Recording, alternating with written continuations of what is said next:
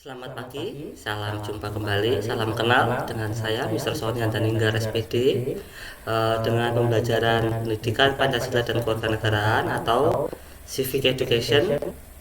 Pada kali ini Mr. Sony akan menyampaikan tentang materi kelas 11 bab 1 terkait dengan hak asasi manusia. Adapun tujuan pembelajaran untuk HAM ini adalah 1. Menghargai hak asasi manusia berdasarkan perspektif Pancasila sebagai anugerah Tuhan Yang Maha Esa. 2. Bersikap peduli terhadap hak asasi manusia berdasarkan perspektif Pancasila dalam kehidupan berbangsa dan bernegara.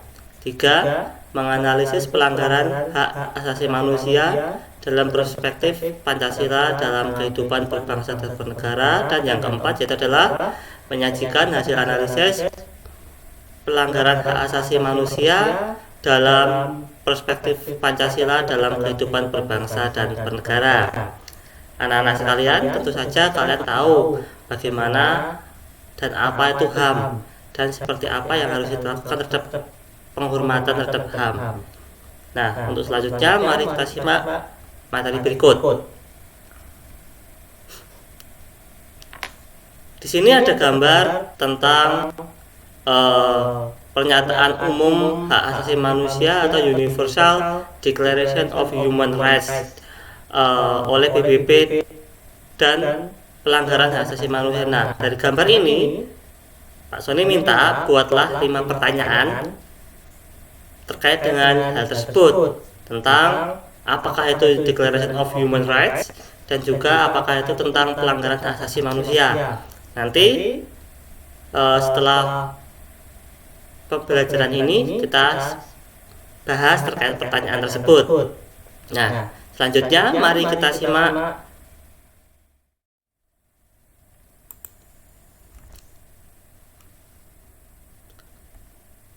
konsep hak dan kewajiban asasi manusia.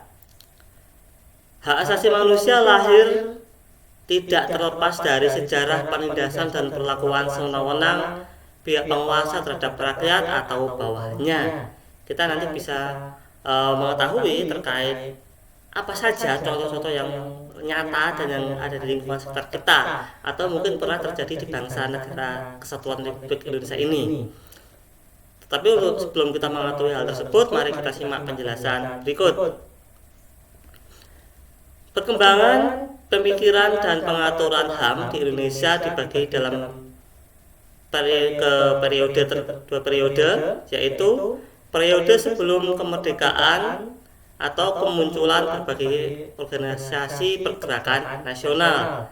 2. Periode sesudah kemerdekaan. Legitimasi hak asasi manusia Indonesia secara formal tercantum dalam Undang-Undang Dasar Negara Republik Indonesia tahun 1945 dan Maklumat Pemerintah 3 November 1945. Selanjutnya, pada periode 1945 sampai dengan 1959, Indonesia ikut serta menandatangani dan mengesahkan atau meratifikasi 2 konvensi HAM internasional, yaitu Konvensi Jenewa dan Konvensi tentang Hak Politik Perempuan. Jadi di sini ada 2 contoh terkait dengan konvensi yang kita anut atau kita ratifikasi dalam hukum nasional Indonesia. Dan selanjutnya terdapat pula rencana aksi nasional hak-hak asasi manusia. RAN-HAM adalah dokumen yang memuat sasaran, strategi dan fokus kegiatan prioritas rencana aksi nasional hak asasi manusia di Indonesia. Jadi memang Indonesia sangat konsisten dari awal Indonesia merdeka untuk pelaksanaan atau penegakan HAM. Manusia memiliki hak kodrati yang meliputi hak hidup, the right of life, hak untuk merdeka, hak the right to liberty, dan hak memperoleh kekayaan, the right of property. Di sini kita menjamin terkait tiga hal tersebut. Adapun tetapi ingat, setiap hak asasi manusia, setiap hak yang kita miliki juga akan dibatasi oleh hak asasi orang lain. Jadi tidak sembarang juga, tetap juga harus memperhatikan sekitar dan lingkungan yang ada. Jadi tidak boleh tetap, memang betul kita punya hak, tetapi tidak boleh sewenang-wenang. Macam-macam hak asasi manusia mencakup hak asasi pribadi, hak asasi politik, hak asasi ekonomi, hak asasi hukum, hak asasi sosial budaya, dan hak asasi dalam tata cara peradilan dan perlindungan hukum atau penegakan hukum. Nah, di semuanya diatur. Jadi memang di dalam setiap pelaksanaan kehidupan berbangsa dan bernegara, semua aturan tataran terkait dengan penegakan HAM masuk kepada setiap unsur kehidupan berbangsa dan bernegara. Jadi memang betul lah dikatakan di depan, kita tidak boleh sewenang-wenang terhadap apa yang kita punya, tentang apa hak yang kita miliki. Ciri khusus hak asasi manusia: hakiki, universal, permanen, atau tidak dapat dicabut dan tidak dapat dibagi. Hak dan kewajiban merupakan dua hal yang saling berkaitan. Contohnya, seorang pelajar mendapatkan haknya, yaitu pengetahuan setelah ia menjalankan kewajibannya, yaitu belajar dengan sungguh-sungguh.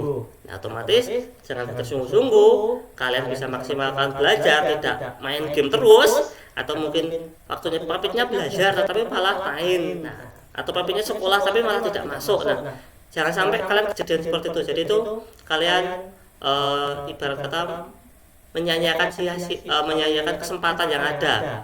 Maka nanti kalau pada saat terima rapot, nanti haknya tidak dapat diperoleh dengan penuh karena kesalahan sendiri. Di sini kami memaksimalkan kewajiban kami untuk memenuhi hak kalian. Tentu saja kalian juga harus memaksimalkan diri untuk mendapatkan hak kalian, berjuang untuk belajar untuk masa depan kalian. Substansi hak dan kewajiban manusia dalam Pancasila. Sebagai ideologi negara, Pancasila mengandung nilai-nilai, yaitu nilai dasar, instrumental, dan nilai praksis.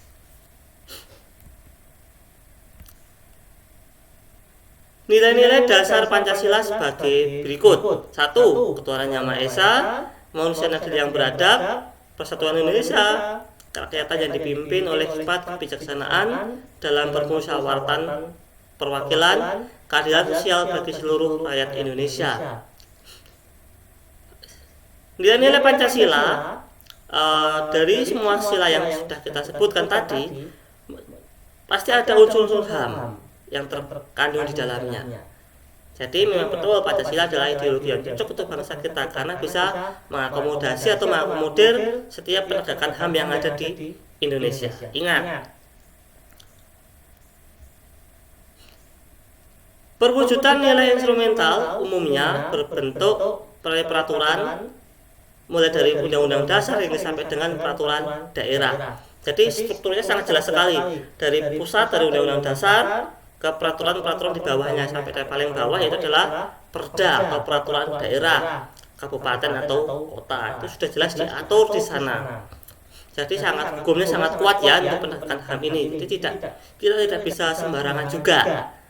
Jadi harus betul-betul hati-hati dalam bertindak, berucap, dan bertutur kata. Jangan sampai kita salah dan terjadinya pelanggaran HAM. Jangan sampai omongan kita menjadi berita hoax dan menyebabkan penindasan pelanggaran HAM yang besar. Seperti contoh beberapa kasus yang sebelumnya, dulu pernah ada di Perang Dunia Pertama dan Kedua. Ada berita hoax muncul, timbul peperangan, dan lain-lain. Nanti kita bahas pada kasus pelanggaran HAM di materi selanjutnya. Nilai praksis terwujud pada penerapan nilai-nilai Pancasila, baik tertulis maupun tidak tertulis. Nah, demikian materi yang Pak Mr. Sony sampaikan. Lebih dan kurangnya Mr. Sony mohon maaf. Tetap belajar, tetap semangat,